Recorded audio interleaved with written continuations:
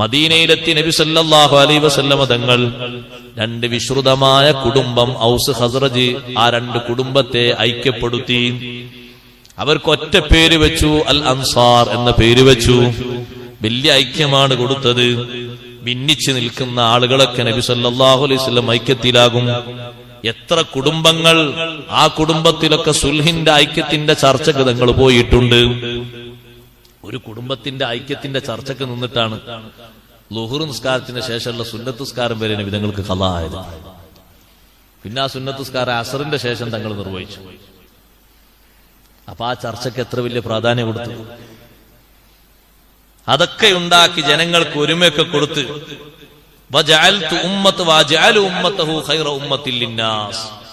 ആ നബിന്റെ ഉമ്മത്തിനെ ജനങ്ങൾക്ക് വേണ്ടി പുറപ്പെടുവിക്കപ്പെട്ട ഏറ്റവും നല്ല ഉമ്മത്താക്കും. അള്ളാഹു ആ ഉമ്മത്തിൽ നമുക്കും ഇടം നൽകുമാറാകട്ടെ. ഇതൊക്കെ പറഞ്ഞു കൊടുത്ത് അവര് നല്ലതുകൊണ്ട് കൽപ്പിക്കും. എന്റെ തൗഹീദ് കൊണ്ട് അവർ നടക്കും, എന്നെ കൊണ്ട് വിശ്വസിക്കും. യുസല്ലൂന ലി ഖിയാമൻ വ ഖുഊദൻ, എനിക്ക് വേണ്ടി അവർ ഇരുന്നും നിന്നും ഒക്കെ നിസ്കരിക്കും. നിങ്ങളെപ്പോലെ മടിയന്മാരാകൂല, റുക്കൂഉം സുജൂദൊക്കെ ചെയ്യും. എന്റെ മാർഗത്തിൽ അവർ സമരം നടത്തും. വയുഖ്രിജൂന മിൻ ദിയാരിഹിം വ അംവാലിഹിം, സ്വന്തം ഭവനത്തിൽ നിന്ന് സമ്പത്തിൽ നിന്ന് എന്റെ പ്രീതി ലക്ഷ്യം വെച്ചുകൊണ്ട് അവർ വേറെ രാജ്യത്തേക്ക് പുറപ്പെടും. സ്വഹാബത്ത് സമ്പത്തും സന്താനങ്ങളും നാടും വീടൊക്കെ ഉണ്ടായിട്ട് അള്ളാഹുവിന് വേണ്ടി മക്കയിൽ നിന്ന് മദീനയിലേക്ക് പലായനം ചെയ്തു. ഞാൻ അവർക്ക് തക്ബീറും തഹ്മീദൊക്കെ തോന്നിപ്പിക്കും. അവര് യാത്രയിലും നടത്തത്തിലും ഇരുത്തത്തിലും ഏത് സന്ദർഭത്തിലും അവര് എന്നെ ഓർക്കും. റഹ്ബാനും ബില്ലൈൽ, രാത്രി സമയത്ത് നോക്കിയാൽ അവർ നല്ല ആരാധനയിലാണ്. ഓരോരുത്തർക്ക് വ്യത്യസ്ത ആരാധനകളാണ്. ബഹുമാനപ്പെട്ട സിദ്ദീഖുൽ അക്ബർ റളിയല്ലാഹു അൻഹുവിന് രാത്രി സമയത്ത് ഖുർആൻ ഓതി നിസ്കരിക്കുന്ന ഇബാദത്തുണ്ട്. ചില രാത്രികളിലൊക്കെ കാരുണ്യ പ്രവർത്തനം എന്ന ഇബാദത്തുണ്ട്. ഉമർ ഇബ്നുൽ ഖത്താബ് റളിയല്ലാഹു അൻഹു ഭരിക്കുന്ന കാലഘട്ടങ്ങളിൽ രാത്രി മുഴുവനും ഊരു ചുറ്റുന്ന വലിയ ഇബാദത്താണ്. കഷ്ടപ്പെടുന്നവരുണ്ടോ? ഭക്ഷണം കിട്ടാത്തവരുണ്ടോ? നൊമ്പര വേദന അനുഭവിച്ച് സഹായത്തിന് ആളില്ലാതെ കഷ്ടപ്പെടുന്ന സ്ത്രീകളുണ്ടോ? അനാഥകൾ താമസിച്ച് ഭക്ഷണം തീർന്നുപോയവരുണ്ടോ? ഏതെങ്കിലും വീട്ടിൽ വിളക്ക് കത്തിക്കാൻ എണ്ണയില്ലാത്തവരുണ്ടോ? ചുറ്റി നോക്കി സഞ്ചരിച്ച് രാത്രി മുഴുവനും അവര് അള്ളാഹുവിന്റെ ഇബാദത്തിലാണ്. പകല് സമയത്ത് സജീവമായ ദീനീ പ്രവർത്തനത്തിലാണ്. രാവും പകലും ഒഴിവില്ല. അങ്ങനെ നടക്കുന്ന മഹാന്മാരാണ്. ദാലിക ഫദ്ലി ഊതീഹി മൻ നശാ. ഇങ്ങനെയുള്ള സ്വഭാവമുള്ള ഒരു ഉമ്മത്ത്, അതെന്റെ ഔദാര്യമാണ് ഞാൻ അവർക്ക് കൊടുക്കുന്നത്. ഈ വലിയ വഅദ് നടത്തിയ ബഹുമാനപ്പെട്ട ശഅയ അലൈഹിസ്സലാം ഈ പ്രസംഗം കഴിഞ്ഞപ്പോൾ അവർക്ക് തോന്നി, ഇതൊക്കെ പറഞ്ഞിട്ട് ഇനി ശഅയ നബി ആകോ അവിടെ രാജാവായി വരുന്നെന്ന് തോന്നിപ്പോയി. ശഅയ നബിയെ കൊല്ലാൻ വേണ്ടി അവരങ്ങ് ചാടി. ഈ വഅദൊക്കെ കേട്ടിട്ട്, ഈ ഉപദേശങ്ങളൊക്കെ കേട്ടിട്ട് നിങ്ങൾ നോക്ക, അപ്പൊ എന്തൊരു മരവിച്ചു പോയി. അവരിൽ ഉണ്ടായിത്തീരുന്ന ആദ്യത്തെ ഫസാദ്, ശഅയ നബി അലൈഹിസ്സലാമിന്റെ പിന്നാലെ അവർ ഓടി, കൊല്ലാൻ വേണ്ടി ഓടി.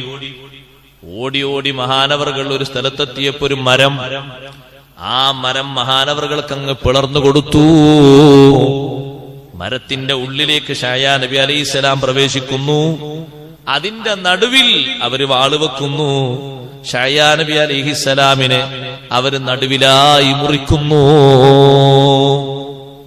ചില റിപ്പോർട്ടിൽ കാണാം, മരത്തിന്റെ ഉള്ളിലേക്ക് പോകുമ്പോ ശൈത്താന് വസ്ത്രം ഇങ്ങനെ പതുക്കെ വലിച്ചിട്ടൊരു തുമ്പോടെ കാണിച്ചു കൊടുത്തു.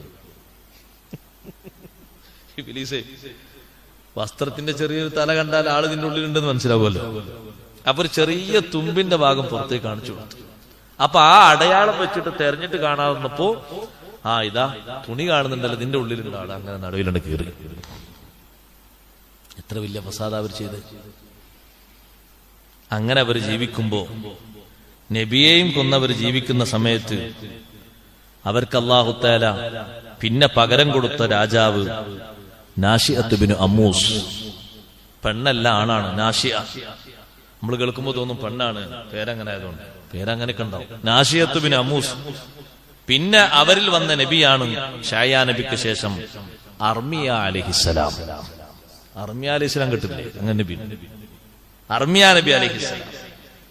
പിന്നെയും ഇവരങ്ങനെ ദോഷങ്ങളൊക്കെ ചെയ്ത് പഴയ അവസ്ഥയിലേക്ക് തന്നെ മടങ്ങിയപ്പോ അർമിയ നബിയിലേക്ക് അല്ലാഹു തആല വഹി അറിയിച്ചു, നിങ്ങൾ ബനൂ ഇസ്രായേൽകാരോട് പോയിട്ട് ഞാൻ കൽപ്പിച്ച കൽപ്പനകളൊക്കെ അവർക്ക് വിവരിച്ചു കൊടുക്കണം. അവർക്ക് സഹിക്കാൻ പറ്റാത്ത വലിയ ഫിത്തിന വരാൻ പോകുന്നുണ്ട്. കാരണം അവരിപ്പോ ചെയ്തത് എന്താണ്? ഇത്രയും ഉപദേശിച്ചു കൊടുത്തൊരു നബിയെ ക്രൂരമായി അവർ കൊന്നുകളഞ്ഞു. ഉപദേശത്തിന്റെ ഒരു ചെറിയ ഭാഗം പോലും അവരെ മനസ്സിലേറ്റിട്ടില്ല. അങ്ങനെ ഞാൻ അവരുടെ മേൽ ഒരു വലിയ ഫിത്തിന ഇറക്കാൻ പോവുകയാണ്. സഹനമുള്ള ആള് പരിഭ്രമിച്ചു പോകും. സ്വേച്ഛാധിപതിയായ ഒരു മനുഷ്യനെ ഞാൻ അവർക്ക് മേൽ അധികാരപ്പെടുത്തും. ആ മനുഷ്യന്റെ മനസ്സിൽ ഒട്ടും കാരുണ്യമുണ്ടാവുകയില്ല. അങ്ങനെയാണ് നേരത്തെ പറഞ്ഞ ബാബിലോണിലെ രാജാവായ ബുഖ്തിനസുർ 6 ലക്ഷം ആളുകളുമായിട്ട് പതാകയുമായിട്ട് അതാ വരുന്നു ബനി ഇസ്രായേൽകാരുടെ അടുത്തേക്ക്. നേരെ ബൈത്തുൽ മഖ്ദിസിലേക്ക് പ്രവേശിച്ചു സൈന്യങ്ങളുമായിട്ട്. ബനൂ ഇസ്രായേൽകാരിൽ നിന്ന് കാണുന്നവരെ മുഴുവനും കൊന്നുകളഞ്ഞു.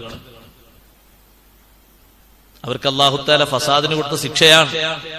കുഴപ്പമുണ്ടാക്കിയപ്പോ അല്ലാഹു തആല പകരം കൊടുക്കുന്നത് തിരിച്ചടിക്കാൻ കഴിയാത്ത ശക്തന്മാരായ രാജാക്കന്മാരെ കൊണ്ടുള്ള പരീക്ഷണമാണ്. ബൈത്തുൽ മഖ്ദിസ് പോലും ഖറാബാക്കി പോയി. എത്ര വലിയ ഭവനമാണ്. സഹാബത്ത് ചോദിച്ചു, നബിയെ, ആ ബൈത്തുൽ മഖ്ദിസിന് വലിയ മഹത്തല്ലേ? ഉണ്ട്. ബഹുമാനപ്പെട്ട സയ്യിദുനാ സുലൈമാൻ അലൈഹിസ്സലാം പണി കഴിപ്പിച്ച് ജിന്നുകൾ ലോകത്തിന്റെ വിവിധ ഭാഗങ്ങളിൽ നിന്ന് സ്വർണവും വെള്ളിയും രത്നവും മാണിക്യവും മുത്തും വിലപിടിപ്പുള്ള വസ്തുക്കളൊക്കെ കൊണ്ടുവന്ന് അതിന്റെ ചുമരും അതിന്റെ പല തിണ്ണകളൊക്കെ സ്വർണവും വെള്ളിയും കൊണ്ട് നിറച്ചതായിരുന്നു. മസ്ജിദുൽ അഖ്സ ബൈത്തുൽ മഖ്ദിസ് ഒക്കെ ഇങ്ങനെ കണ്ടപ്പോ ബുഖ്തിനസറിന് തോന്നി, ഇതിങ്ങനെ ഇട്ട് പോയാൽ തിരക്കിട ശരിയാവൂല. അങ്ങനെ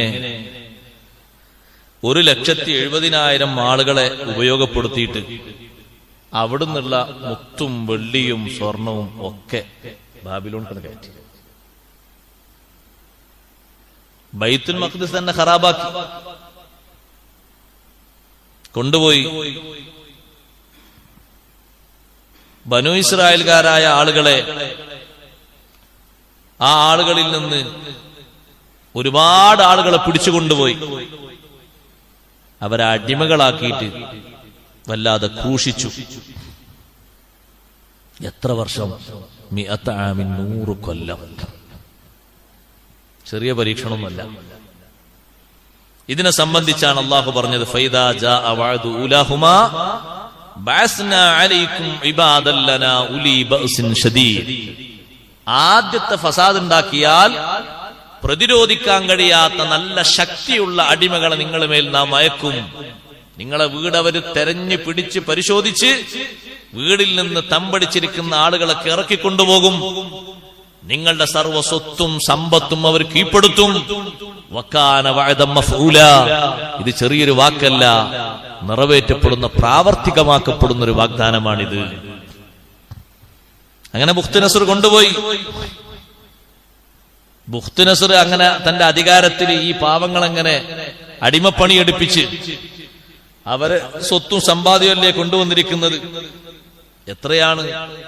സുലൈമാൻ നബി അലൈഹി ഇസ്ലാമിന്റെ ജിന്നുകള് ലോകത്തിന്റെ വിവിധ ഭാഗങ്ങളിൽ കടലിലൊക്കെ 1-ാം നമ്പർ മുങ്ങാൻ പറ്റുന്ന നല്ല മുങ്ങൽ വിദഗ്ധന്മാര്, അവര് മുങ്ങിയാൽ എന്തെല്ലാം എടുക്കാൻ പറ്റും. അത്ര വൈദഗ്ധ്യമുള്ള മുങ്ങൽ വിദഗ്ധന്മാര് ഇപ്പൊ ഉപകരണം വെച്ച് വരെ മുങ്ങാൻ കഴിയും. എന്നിട്ടല്ലേ അവരൊക്കെ കൊണ്ടുവന്ന് ഉണ്ടാക്കിയ ഈ പള്ളി, ഈ ബൈത്തുൽ മഖ്ദിസ് എന്ന പുണ്യഭവനം, അത് ശരിക്ക് തോല് കീച്ചതുപോലെയാക്കി. ബുഖ്തിനസർ ചെറിയ കാര്യം എന്നല്ല ഉണ്ടാക്കിയത്. അല്ലാഹു തആല ബുഖ്തിനസറിനെ കൊണ്ട് ഇവർക്ക് വരുത്തി വെച്ച് ചെറുതൊന്നുമല്ല. മാത്രല്ല, ഈ ബുഖ്തിനസറിന് പഴയ കാലത്തൊരു വിരോധം ഉണ്ടല്ലോ. നേരത്തെ പറഞ്ഞ സൻഹാരിബ് എന്ന രാജാവിന്റെ കൂടെ ശിക്ഷയ്ക്ക് വിധിക്കപ്പെട്ട ആളുകളിൽ ഒരാളാണ് ഈ ബുഖ്തിനസർ. അന്നും ആ രാജാവിന്റെ കൂടെ വന്നിരുന്നത് 6 ലക്ഷം ആളുകളാണ്. ഇപ്പോഴും ബുഖ്തിനസറിന്റെ കൂടെ പോയത് ബുഖ്തിനസറിന് ഒരു കുഴപ്പം പറ്റിയിട്ടില്ല. അവിടെയുള്ള അള്ളാഹുവിൽ വിശ്വസിച്ചിരുന്ന ബനി ഇസ്രായേലുകാർ ദോഷം ചെയ്ത്, തെമ്മാടിത്തരം ചെയ്ത്, അനാവശ്യങ്ങളിൽ മുഴുകി, കവർച്ചകൾ നടത്തി, ഹറാമുകൾ ഭക്ഷിച്ച്, നബിമാരുടെ വാദം സ്വീകരിക്കാതെ താന്തോന്നികളായി ജീവിച്ച് യഹ്യാ നബി അലൈഹിസ്സലാമിനെ വകവരുത്തിയപ്പോൾ കടുത്ത പരീക്ഷണമാണ് അല്ലാഹു തആല കൊടുത്തത്, ചെറുതല്ല. അങ്ങനെ ബുഖ്ത് നസർ ഇങ്ങനെ ജീവിക്കുമ്പോ, നീണ്ട ചരിത്രമാണ്, ഞാൻ ചുരുക്കട്ടെ. അയാളൊരു സ്വപ്നം കണ്ടു. സ്വപ്നം കണ്ടപ്പോ അയാൾ പേടിച്ചു, പക്ഷെ പിന്നെ അത് മറന്നുപോയി. അതാണ് രസം. സ്വപ്നം കണ്ട് ഭീകര സ്വപ്നം, പേടിച്ചു. ഈ പേടിച്ച സ്വപ്നം എന്താണെന്ന് വ്യാഖ്യാനം പറയാൻ പറ്റുന്ന ആളുകൾക്ക് പറഞ്ഞു കൊടുക്കണമെങ്കിൽ ഓർമ്മ വേണ്ടത് മറന്നു. അയാള് ഈ ബനി ഇസ്രായേൽ ആളുകൾ കൂട്ടത്തിൽ നിന്ന് പിടിച്ചുകൊണ്ടുവന്നവരില് നല്ലവരുണ്ട്, അമ്പിയാക്കളെ മക്കളുണ്ട്. അതിൽപ്പെട്ട 4 പേരെ, അതിൽപ്പെട്ട ഒരാളാണ് ദാനിയാൽ. ഈ ദാനിയാൽ നബിയാണ്. ദാനിയാൽ, അതുപോലെ ഹനാനിയ, അസാസിയ, മീശായിൽ എന്നൊക്കെ പറഞ്ഞ 4 പേരെ വിളിച്ചു വരുത്തി. എന്നിട്ട് അവരോട് പറഞ്ഞു, ഞാൻ നിങ്ങളോടൊരു കാര്യം ചോദിക്കുകയാണ്, നിങ്ങൾ എനിക്ക് പറഞ്ഞു തരണം. എന്താന്ന് ചോദിച്ചു. ഞാൻ കണ്ടൊരു സ്വപ്നം എന്താണെന്ന് പറഞ്ഞു തരണം. അപ്പൊ എന്താന്ന് സ്വപ്നം നിങ്ങൾ പറയും, എനിക്ക് ഓർമ്മല്ല, അതല്ല നിങ്ങൾ വിളിച്ചത്. എന്നിട്ട് ഇയാള് ഭീഷണിപ്പെടുത്തി, ആ സ്വപ്നവും അതിന്റെ വ്യാഖ്യാനവും പറഞ്ഞു തന്നിട്ടില്ലെങ്കിൽ നിങ്ങളെ പെരടിയും തലാണ് വെട്ടു തന്നു. അതുകൊണ്ട് വേഗം പറഞ്ഞു തരണം, അതാ നിങ്ങൾക്ക് നല്ലത്. അവര് പറയുന്ന ഞങ്ങൾക്ക് കുറച്ച് ടൈം തരണം. പുറത്തിറങ്ങിയവർ അള്ളാഹുവിനോട് പ്രാർത്ഥിച്ചു. അള്ളാഹുവിനോട് താണ് കേണപേക്ഷിച്ച് അവർ പ്രാർത്ഥിച്ചു. അവർ മുഅ്മിനീങ്ങളാണ്, അറസ്റ്റ് ചെയ്ത് കൊണ്ടുവന്ന കൂട്ടത്തിൽപ്പെട്ട ആൾക്കാരെ. താണ് കേണ് പ്രാർത്ഥിച്ചു. അപ്പോ അല്ലാഹു തആല ചോദിച്ച കാര്യം അവർക്ക് അറിയിച്ചു കൊടുത്തു. അവർ വന്നിട്ട് പറഞ്ഞു, നിങ്ങൾ ഒരു നല്ലൊരു പ്രതിമയുടെ രൂപമല്ലേ കണ്ടത്? അതിന്റെ കാൽപാദവും അതിന്റെ തണ്ടൻ കാലുമൊക്കെ 1-ാം നമ്പർ മേടിയാൽ ശബ്ദം കേൾക്കുന്ന നല്ല കളിമണ്ണ് കൊണ്ട് നിർമ്മിതമായതല്ലേ? അതിന്റെ മുട്ടുംകാലും അതിന്റെ തൊടഭാഗവുമൊക്കെ ചെമ്പിനാലുള്ളതല്ലേ? അതിന്റെ പള്ള വെള്ളിയാലുള്ളതല്ലേ? നെഞ്ചിന്റെ ഭാഗം സ്വർണത്തിനാലല്ലേ? അതിന്റെ തലയും പെരടിയൊക്കെ ഇരുമ്പല്ലേ? ഇതല്ലേ നിങ്ങൾ കണ്ടെന്ന് വെച്ചു. ഉടനെ തന്നെ അയാൾ പറഞ്ഞു, സദഖ്തും, നിങ്ങൾ സത്യ പറഞ്ഞു. ഇതാ കണ്ട സ്വപ്നതാണ്. ഇങ്ങനത്തെ ഒരു ജീവി ഇങ്ങനെ ഉണ്ടാവും. ഒക്കെ വ്യത്യസ്തതയുള്ള ജീവി. നിങ്ങൾ അങ്ങനെ നോക്കിക്കൊണ്ടിരിക്കുമ്പോ അല്ലാഹു തആല അതിന്റെ മുകളിലേക്ക് ഒരു പാറക്കല്ലിനെങ്ങനെ ഇറക്കി വിട്ടിട്ട് അതിനെ പൊടിപൊടിയാക്കിയില്ലേന്ന് വെച്ചു. അതെ, പൊടിപൊടിയാക്കി. ആ പൊടിപൊടിയാകുന്ന രൂപമാണ് സത്യത്തില് ഈ കണ്ട സ്വപ്നം നിങ്ങളെ മറപ്പിച്ചത്. കാരണം നിങ്ങൾ പേടിച്ചു പോയി. ഇതിങ്ങനെ പൊടിയായപ്പോ ഒരു പാറക്കല്ല് വീണപ്പോ പിന്നെ എന്താണ് കണ്ടത് എന്ന് എങ്ങനെ ഇത് പറയേണ്ടതെന്ന് മറന്നുപോയി. അതല്ലേ മറപ്പിച്ചു. ശരിയാന്നോ? സ്വതക്കത്തും നിങ്ങൾ അത് പറഞ്ഞു, ശരിയാണ്. ഇനി ഒരു കാര്യം കൂടി നിങ്ങൾ പറഞ്ഞു, തേവീൽ എന്താണ് പറഞ്ഞു, വ്യാഖ്യാനം എന്താണ്? അപ്പോൾ പറഞ്ഞു, ഇന്നക ഉരീത മലിക്കൽ മുലൂക്ക്, രാജാക്കന്മാരുടെ രാജാവ് നിങ്ങൾക്ക് കാണിച്ചു തന്ന അല്ലാഹു തആലയാണല്ലോ മലിക്കുൽ മുലൂക്ക്. രാജാക്കന്മാരുടെ രാജാവ് എന്ന് പറഞ്ഞാൽ റബ്ബിന്റെ അധികാരമാണ് നിങ്ങൾക്ക് അല്ലാഹു തആല കാണിച്ചു തന്നത്. ചില രാജാക്കന്മാരെ നിങ്ങൾ കണ്ടതെങ്ങനെ? അവര് രാജാധികാരത്തിൽ നല്ല നിർമ്മല സ്വഭാവത്തോടുകൂടെ പെരുമാറുന്നവരാണ്. നിങ്ങൾ കണ്ടതിൽ അതുണ്ട്. ചിലരോ നല്ല നിലക്ക് പെരുമാറുന്ന രാജാക്കന്മാരുണ്ട്. ചിലര് ഭരണത്തിൽ നല്ല കാർക്കശ്യം പുലർത്തുന്നവരാണ്. അപ്പോ നിങ്ങൾ ആദ്യം കണ്ടത് കളിമണ്ണ് കൊണ്ട് നിർമ്മിതമായി, മേടിയാൽ ശബ്ദം കേൾക്കുന്ന കളിമണ്ണ് കൊണ്ട് നിർമ്മിതമായതാണ്. ഏറ്റവും ദുർബലമായ രാജാവാണ്. അതിന്റെ മുകളിലാണ് നിങ്ങൾ ചെമ്പ് കണ്ടത്, മുട്ടുംകാലും മേലോട്ട്. അത് കുറച്ചുകൂടി ശക്തിയുള്ളതാണ്. ആ ചെമ്പിന് മുകളിൽ നിങ്ങൾ വെള്ളി കണ്ടു. വെള്ളി നല്ല സൗന്ദര്യമുള്ളതാണ്. വെള്ളിയുടെ മുകളിൽ സ്വർണം കണ്ടു. വെള്ളിയേക്കാളും സൗന്ദര്യമാണ് സ്വർണത്തിന്. പിന്നെ നിങ്ങൾ കണ്ടത് എന്താണ്? ഇരുമ്പ കണ്ടത്. മേലോട്ട് കണ്ടത് ഇരുമ്പ.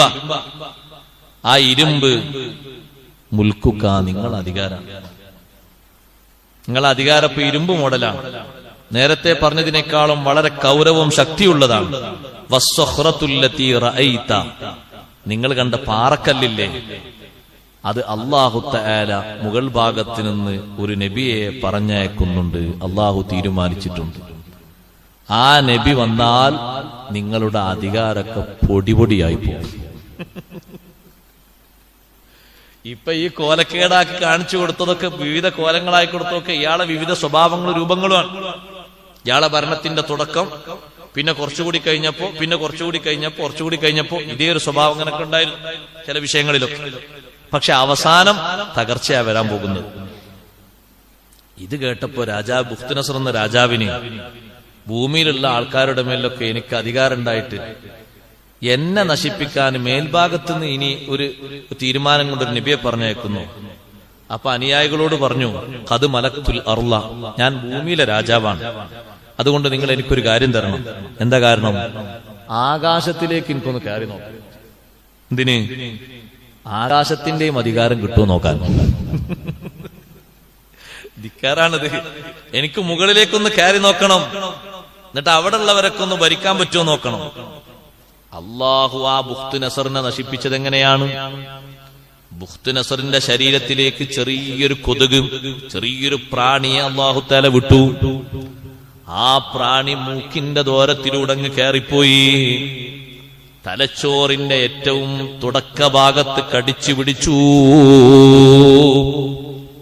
വേദന സഹിക്കാൻ കഴിയാതെ ബുഖ്തുനസർ കിടന്ന് പിടഞ്ഞു. ഒരൊറ്റ സമയം പോലും ശാന്തത ലഭിച്ചിട്ടില്ല. ധിക്കാരത്തിന് അല്ലാഹു കൊടുക്കുന്ന മറുപടിയാണ്. ചെറിയൊരു അധികാരം അല്ലാഹു തആല കൊടുത്തപ്പോഴേക്ക് എന്തെല്ലാം ക്രൂരത കാണിച്ചു, ഏതെല്ലാം ആളുകളെ ആക്രമിച്ചു, എന്തെല്ലാം കൈക്കലാക്കി. ഭൂമിയിലുള്ളത് പോരാത്തത് കൊണ്ട് മുകൾ ഭാഗത്തും ആധിപത്യം വേണമെന്ന് ചിന്തിച്ചു. ധിക്കാരത്തിനൊരു കയ്യും കണക്കൂല്ലേ. അല്ലാഹു തആല ധിക്കാരികളെ നശിപ്പിക്കുന്നത് വലിയ ബോംബ് പൊട്ടിച്ചിട്ടല്ല, 1000 വരുന്ന അല്ലെങ്കിൽ അതിലപ്പുറം വരുന്ന ആനപ്പടയെ അല്ലാഹു നശിപ്പിച്ചത് ചെറിയ കല്ലുകളെ കൊണ്ടാണ്. ഒരു കയ്യിൽ പിടിച്ചാൽ ഒരു വിരലിലേക്ക് ചുരുട്ടാൻ മാത്രം വലുപ്പമില്ല കല്ലുകൾ. നേർക്ക് നേരെ പറഞ്ഞാൽ ചെറിയ വലുപ്പമുള്ള കല്ലുകളാണ്. അവരെ നശിപ്പിക്കാൻ വേണ്ടി അല്ലാഹു തആല ഉപയോഗപ്പെടുത്തിയത്. അത് മനുഷ്യന്മാരെ കയ്യിലല്ല കൊടുത്തയച്ചത്. അലം തറ കൈഫ ഫഅല റബ്ബുക ബി അസ്ഹാബിൽ ഫീൽ, അല്ലാഹു തആല അവരെ നശിപ്പിച്ചത് അഭാവിയിൽ പക്ഷികളെ അയച്ചുകൊണ്ടാണ്. കൂട്ടം കൂട്ടം പക്ഷികളെ. ആ പക്ഷികളിലൂടെ അല്ലാഹു കൊടുത്തുവിടുന്നത് ചെറിയ കല്ലുകളെയാണ്. അത് അല്ലാഹുവിന്റെ ഒരു തീരുമാനം അങ്ങനെയാണ്. ഈ ചെറിയ പ്രാണി കയറിയിട്ട് അങ്ങ് കടിച്ചപ്പോ, തലച്ചോറിന്റെ ഭാഗത്ത് മൂർധാവിന്റെ ഭാഗത്ത് കടിച്ചപ്പോൾ അസഹ്യമായ വേദന വന്നു. അയാളങ്ങ് മരണപ്പെട്ടു. മരിച്ചു കഴിഞ്ഞപ്പോ അവര് തല പൊളിച്ചു നോക്കി. തല പൊളിച്ചു നോക്കിയപ്പോൾ അതാ കാണുന്നു, തലച്ചോറിന്റെ തുടക്ക ഭാഗത്ത് ആ പ്രാണി കടിച്ചു പിടിച്ചു നിൽക്കുന്നതായി കാണുന്നു. ബനി ഇസ്രായേലുകാര് ഇപ്പൊ അവിടെ തടവറയിലാണ്. ഇയാളെ കീഴില് ബാബിലോണിൽ. ഇയാള് മരിച്ചതോടുകൂടെ ശേഷിക്കുന്ന ബനി ഇസ്രായേലുകാർ ഷാമിലേക്ക് തന്നെ പോയി. ഷാമിലാണല്ലോ ഫലസ്തീനുള്ളത്, ബൈത്തുൽ മഖ്ദിസ്. ഷാമിലേക്ക് പോയി. അവര് വർദ്ധിച്ചു. നേരത്തെ ഉള്ളതിനേക്കാളും വർധനവുണ്ടായി. പക്ഷേ അവർക്ക് ഇറക്കപ്പെട്ടു കൊടുത്തിരുന്ന തൗറാത്ത് അത് മുഴുവനും ചുട്ടുകരിക്കപ്പെട്ടുകൊണ്ടിരുന്നു. ആ ബന്ദികളെ കൂട്ടത്തിൽ ഉസൈർ എന്ന് പറയുന്ന നല്ലൊരു മനുഷ്യനുണ്ടായിരുന്നു ബാബിലോണിൽ. അദ്ദേഹം ഷാമിലേക്ക് മടങ്ങി പലയിടത്തും അന്വേഷിച്ചു. തൗറാത്തിന്റെ ഒരു കോപ്പി പോലും കിട്ടാനില്ല. കരിച്ചു കളഞ്ഞിട്ടുണ്ടുള്ളതൊക്കെ. ഷാമിലെത്തിയപ്പോൾ അയാൾ രാവും പകലും കരയാൻ തുടങ്ങി. അങ്ങനെ കരഞ്ഞുകൊണ്ട് അള്ളാഹുവിനോട് ദ്വാരക്കുമ്പോ ഒരു മനുഷ്യന്റെ വേഷത്തിൽ ഒരു മലക്ക് വന്നു. വന്നിട്ട് ചോദിച്ചു, എന്തിനാ കരയുന്നത്? ഞാൻ കരയുന്നത് അല്ലാഹു തആല ദുന്യാവും ആഖിറവും നല്ല നിലക്ക് കൊണ്ടെടുക്കാൻ വേണ്ടി തന്ന ഒരു കിതാബ് ഉണ്ടായിരുന്നു, അത് കാണാത്തത് കൊണ്ട് കരയാണ്. പലയിടത്തും അന്വേഷിച്ചു, കിട്ടുന്നില്ല. അപ്പൊ ഈ വന്ന ആൾ ചോദിച്ചു, അത് മടക്കി കിട്ടാൻ വേണ്ടി നിങ്ങൾ ഇഷ്ടപ്പെടുന്നുണ്ടോ? അതെ, എനിക്കത് മടക്കി കിട്ടണം, നല്ല നിലക്ക് ജീവിക്കണം. ഞാൻ ആ കിതാബ് അവലംബിച്ച് ജീവിക്കുന്ന ഒറ്റപ്പെട്ട ആളുകൾ ഉണ്ടാവുമല്ലോ, അങ്ങനത്തെ ഒരാൾ. എങ്കിൽ നീ പോയി കുളിച്ച് നല്ല വസ്ത്രം മാറ്റി നാളെ ഇതേ സ്ഥലത്ത് വന്ന് നിൽക്കണം. അങ്ങനെ അദ്ദേഹം കുളിച്ച് പറഞ്ഞ രൂപത്തിൽ അതേ സ്ഥലത്ത് വന്നു നിന്നു. പിറ്റത്തെ ദിവസം തൗറാത്ത് അല്ലാഹു തആല അദ്ദേഹത്തിന്റെ മനസ്സിൽ തൗറാത്തിന്റെ ഏടുകളൊക്കെ രൂപപ്പെടുത്തി കൊടുത്തു. അയാൾ ബനി ഇസ്രായേലിലേക്ക് മടങ്ങി തൗറാത്തിൽ വന്ന വിഷയങ്ങളൊക്കെ ഉള്ളതുപോലെ അവർക്ക് പറഞ്ഞു കൊടുത്തു. ബനു ഇസ്രായേലുകാര് നല്ല നിലക്ക് ജീവിക്കാൻ വേണ്ടിയിട്ട് പറഞ്ഞു കൊടുത്തു. പക്ഷേ ആശയങ്ങൾ കുറച്ചാളുകൾ കേട്ടെങ്കിലും അധികം ആളുകൾ വീണ്ടും തെറ്റിലേക്കും കുറ്റങ്ങളിലേക്കും അമ്പിയാക്കളെ കളവാക്കുന്നതിലേക്കും കൊല്ലുന്നതിലേക്കുമാണ് അവർ നീങ്ങിയത്. അല്ലാഹു തആല അവരിലേക്ക് അവസാനം അയച്ച നബിമാരാണ് സക്കരിയ അലൈഹിസ്സലാം, യഹ്യ അലൈഹിസ്സലാം, ഈസ അലൈഹിസ്സലാം. സക്കരിയ നബിയെയും യഹ്യ നബിയെയും അവർ കൊന്നുകളഞ്ഞു. ഈസ അലൈഹിസ്സലാമിനെ കൊല്ലാൻ ഉദ്ദേശിച്ചപ്പോഴേക്ക് അല്ലാഹു തആല ഉയർത്തിക്കളഞ്ഞു. ആ യഹ്യ നബി അലൈഹിസ്സലാമിനെ കൊന്നത് ഞാൻ അതുകൂടി പറഞ്ഞ് അവസാനിപ്പിക്കുകയാണ്. ചെറിയൊരു കാരണത്തിന്റെ പേരിലാണ്. അവിടെ ഒരു രാജാവ് ഉണ്ടായിരുന്നു ബനി ഇസ്രായേൽ. യഹ്യ നബിയോട് വലിയ ഇഷ്ടമായിരുന്നു, വലിയ സ്നേഹമായിരുന്നു. പക്ഷെ ആ രാജാവിന് രണ്ട് റിപ്പോർട്ടുണ്ട്. ഒന്നെങ്കിൽ സ്വന്തം ഭാര്യയിൽ ജനിച്ച മകള്, അല്ലെങ്കിൽ സഹോദരന്റെ മകള്, ഏതൊരു മകളോടൊരു പ്രേമം തോന്നി, വല്ലാത്ത ഇഷ്ടം. അപ്പൊ യഹ്യ നബിയോട് ചോദിച്ചു, അതിനെ കെട്ടാൻ പറ്റുമോ? യഹ്യ നബി അലൈഹി സ്വലാമിനെ കെട്ടാൻ പറ്റൂല, കല്യാണം കഴിക്കാൻ പറ്റൂല.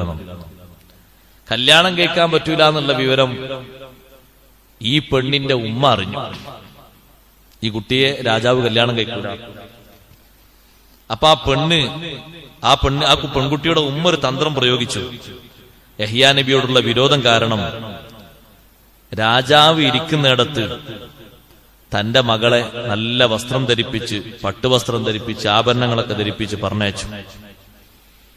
രാജാവെങ്ങാനും നിന്റെ ശരീരത്തെ ആവശ്യപ്പെടുകയാണെങ്കിൽ രാജാവിനോട് നീ രാജാവിന് വേണ്ട മദ്യവും മറ്റൊക്കെ കുടിപ്പിച്ചിട്ട് രാജാവിനോട് ഒരു കാര്യം പറയണം, എനിക്കൊരാവശ്യമുണ്ട്, ആവശ്യം നിറവേറ്റി തന്നാൽ ഞാൻ എന്റെ ശരീരം തരാം.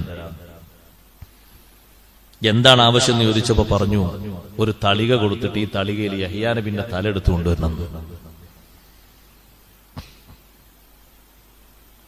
അങ്ങനെ അതിന് പെർമിഷൻ കൊടുത്തു രാജാവ് ആ പെണ്ണിന്, യഹ്യ നബി അലൈഹിസ്സലാമിന്റെ തലയെടുക്കാൻ വേണ്ടി. അതുകൊണ്ടാണ് ഹദീത്തിൽ കാണാം, ലാ ഖൈറ ഫിദ് ദുനിയ, ദുനിയാവിലൊരു ഖൈറുമില്ല. കാരണം ഫൈന്ന യഹ്യ ബിൻ സക്കരിയ ഖതലതുഹു ഇംറാത്തുൻ, ഒരു പെണ്ണാണ് യഹ്യ നബി അലൈഹിസ്സലാമിനെ വകവരുത്തിയത്. അല്ലാഹു തആല പിന്നീട് ഈ ഒരു സംഭവത്തിന്റെ പേരിൽ പിന്നീട് ഒരു രാജാവിനെ ബനി ഇസ്രായേൽക്കാർക്ക് നൽകി. ആ രാജാവ് ബാബിലോണിലെ രാജാവാണ്, ഖർദൂഷ് എന്ന് പറയുന്ന രാജാവ്. ആ രാജാവ് ബൈത്തുൽ മഖ്ദിസിലേക്ക് വന്ന് ജനങ്ങളൊക്കെ അള്ളാഹുവിലേക്ക് ദാനം ചെയ്യുന്ന, അതായത് അറുത്തുകൊണ്ട് ദാനം ചെയ്യുന്ന ഒരു സ്ഥലമുണ്ട്.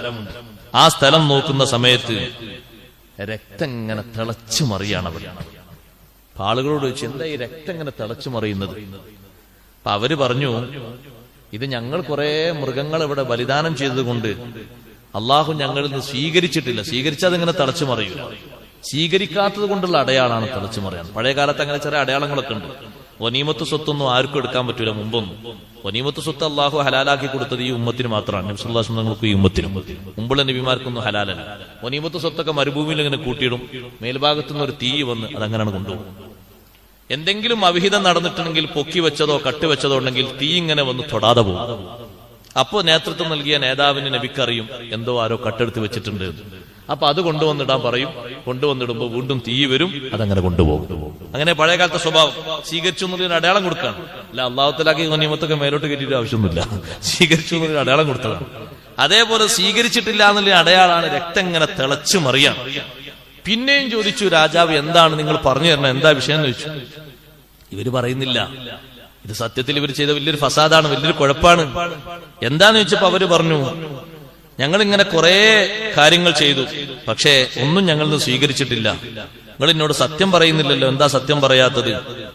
സത്യം പറയാത്തതിന്റെ പേരിൽ ഒരുപാട് ആളുകളെ രാജാവ് പരീക്ഷിച്ചു, ഒരുപാട് ആളുകളെ ശിക്ഷിച്ചു. അവരെ പലരെയും രാജാവ് അറുത്തുകൊടുത്തു. പിന്നെ രാജാവ് പറഞ്ഞു, ബനി ഇസ്രായേൽക്കാരെ, നിങ്ങൾ എന്നോട് സത്യം പറയണം. നിങ്ങളിൽ നിന്നൊരു ആണിനെയും പെണ്ണിനെയും ഞാൻ ബാക്കി വെക്കൂല, എല്ലാത്തിനെയും കൊന്നുകളയും, സത്യം പറയണം. അപ്പോഴവര് പറഞ്ഞു, ഈ രക്തം തിളക്കുന്നത് അന്നഹു ദമു യഹ്യ ബിൻ സക്കരിയ അലൈഹിമസ്സലാം, യഹ്യ നബിന്റെ രക്തമാണ്. അത് വേർതിരിവിന് വേണ്ടി അല്ലാഹു തആല കൊടുത്തൊരു അടയാളാണ്. ഈ ഫസാദ് അവർ ചെയ്തിട്ടുണ്ട്. അൽ ആന സദ്ദഖ്തുമുനി, ഇപ്പോഴാണ് നിങ്ങൾ എന്നോട് സത്യം ചെയ്തത്. ഈ ഒരു വിഷയത്തിന് വേണ്ടി നിങ്ങളെ റബ്ബ് നിങ്ങളെ ശിക്ഷയെടുക്കും, റബ്ബ് നിങ്ങൾക്ക് പരീക്ഷണം തരും. മദീനത്തുൽ ഖുദ്സിന്റെ ബൈത്തുൽ മഖ്ദിസിന്റെ കവാടങ്ങളൊക്കെ അടച്ച് അവിടെയുള്ള ആളുകളെ സൈന്യങ്ങളൊക്കെ ചുറ്റുഭാഗത്തും നിർത്തിയിട്ട് ആ രാജാവ് പറഞ്ഞു, ഓ സക്കരിയ നബിയെ, എന്റെ റബ്ബും നിങ്ങളെ റബ്ബും നിങ്ങളെ ജനത ഈ ചെയ്ത വിഷയം ശരിക്കറിഞ്ഞിട്ടുണ്ട്, റബ്ബറിയാലോ. അതുകൊണ്ട് നിങ്ങൾ സമാധാനിക്കണം, റബ്ബിന്റെ സമ്മതത്തോടെ നിങ്ങളൊന്ന് അടങ്ങണം. ഞാൻ ഈ നിങ്ങൾക്ക് ക്രൂരത ചെയ്ത ഈ സമുദായത്തിൽ ഒറ്റ ഒന്നിനെ ഞാൻ ബാക്കി വെക്കൂല. അതുകൊണ്ട് നിങ്ങൾ അടങ്ങണം, നിങ്ങൾ അടങ്ങണം, നിങ്ങളൊന്ന് അടങ്ങണം എന്ന് പറഞ്ഞപ്പോ ആ രക്തം തിളച്ചു മറിയുന്നത് അവിടെ നിന്നു. അദ്ദേഹം ബനി ഇസ്രായേൽക്കാരോട് പറഞ്ഞു, നിങ്ങളെ ഞാൻ ഒന്നും ചെയ്യുന്നില്ല, നല്ല നിലക്ക് നിങ്ങൾ ജീവിക്കുകയാണെങ്കിൽ. അല്ല, ഇനിയും വഴിവിട്ട പ്രവർത്തനത്തിലേക്ക് പോവുകയാണെങ്കിൽ നിങ്ങൾക്ക് ശിക്ഷ ഇനിയും വരാനുണ്ട്. ഈ രണ്ടാമത്തെ ഈ രാജാവിന്റെ അവർക്ക് വന്ന ഈ രാജാവിന്റെ നിർദ്ദേശം അവർ കേൾക്കാതെ നിന്നപ്പോ വീണ്ടും അവർ തെറ്റുകുറ്റങ്ങളിലേക്ക് പോയപ്പോ വീണ്ടും അല്ലാഹു തആല ആ രാജാവിനെ കൊണ്ട് അവർ വലിയ പരീക്ഷണം ഇറക്കി. ബനി ഇസ്രായേൽക്കാരായ വിശ്വാസികൾ വലിയ പരീക്ഷണം ഇറക്കി. ഇതാണ് രണ്ടാമത്തെ ഫസാദിന് തുടർന്ന് ഉണ്ടായ വലിയ ശിക്ഷ. എന്നിട്ട് റബ്ബ് പറയുന്നു, അസാ റബ്ബുക്കും അയ്യർഹമക്കും, റബ്ബ് നിങ്ങൾക്ക് റഹ്മത്ത് ചെയ്തേക്കും. റഹ്മത്ത് കൊണ്ട് വിവക്ഷ മുഹമ്മദുർ റസൂലുള്ളാഹി സ്വല്ലല്ലാഹു അലൈഹി വസല്ലം തങ്ങളാണെന്ന് ഇമാം സുയൂത്തി തങ്ങൾ വിശദീകരിച്ചത് കാണും. നബി തങ്ങളെ വരവോടെ വലിയ റഹ്മത്ത് കിട്ടും. പക്ഷേ വജഅൽനാ ജഹന്നമ ലിൽ കാഫിരീന ഹസീറാ, ജഹന്നമിനെ നാം സൃഷ്ടിച്ചിരിക്കുന്നത് കാഫിരീങ്ങൾക്കുള്ള തടവറയായിട്ടാണ്. ഹസീർ എന്ന് പറഞ്ഞാൽ നമ്മൾ അർത്ഥം വെക്കും ഒരു പായ, എന്നാൽ അതിന് വേറൊരു അർത്ഥമുണ്ട്. ഹസീർ എന്ന് പറഞ്ഞാൽ ഹസുർ ഹുസുർ എന്നുള്ള വാക്കിന് ഇടുക്കമുള്ള സ്ഥലം, വലത്തോട്ടോ ഇടത്തോട്ടോ മുന്നോട്ടോ പുറകോട്ടോ തിരിയാൻ കഴിയാത്ത അത്രയും ഇടുങ്ങിയ അറകളാണ് നരകത്തിലെ ശിക്ഷയ്ക്ക് വേണ്ടി അല്ലാഹു തആല കേന്ദ്രീകരിച്ചിരിക്കുന്നത്. അല്ലാഹു നമ്മളെ കാത്തുരക്ഷിക്കുമാറാകട്ടെ.